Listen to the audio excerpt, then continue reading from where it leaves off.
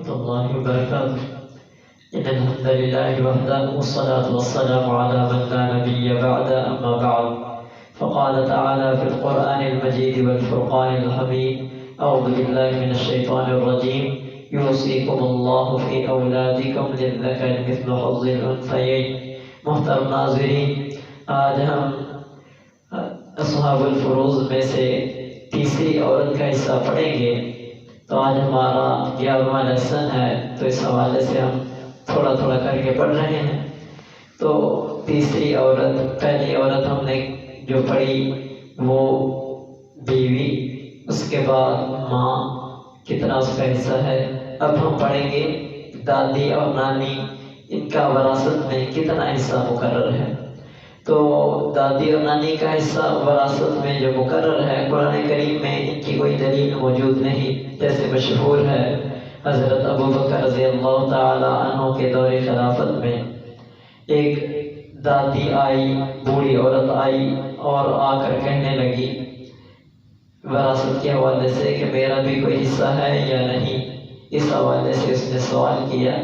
تو ابوبکر رضی اللہ تعالی عنہ نے کہا کہ میں نے کوئی نہیں دیکھا قرآن کریم میں نہیں پاتا کہ تیرا کوئی حصہ مقرر ہو.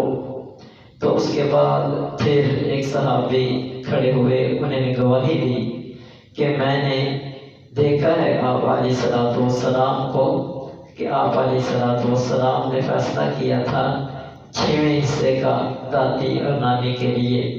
اور یہ حدیث قبیصہ کے نام سے مشہور حدیث ہے جس میں یہ واقعہ موجود ہے. تو اس میں پھر حضرت ابوبکر رضی اللہ تعالی عنہ نے یہ فیصلہ جاری کر دیا اس عورت کا بھی اور باقی بھی، کہ جو بھی دادی ہوگی یا نانی ہوگی اس کے لیے 1/6واں حصہ ہوگا. لیکن اس کی شرط کیا ہے؟ یہ صرف ایک ہی حصہ مقرر ہے اس کے لیے، دادی اور نانی کے لیے. یعنی کہ اس کا اگر پوتا یا اس کا دوتا جسے کہتے ہیں نواسا فوت ہوا ہے، اس کی وراثت اسے ملے گی. لیکن شرط کیا ہے، کیسے ملے گی؟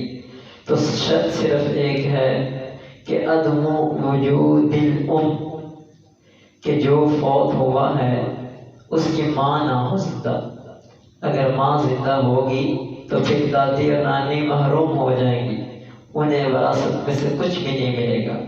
لیکن اگر جو فوت ہوا ہے اس کی ماں نہیں ہے، ماں بھی پہلے فوت ہو چکی ہے، لیکن دادی یا نانی زندہ ہے، پھر اس دادی اور نانی کو جو زندہ ہے اسے 6واں حصہ ملے گا اس کی وراثت سے 1/6. وما علینا الا البلاغ.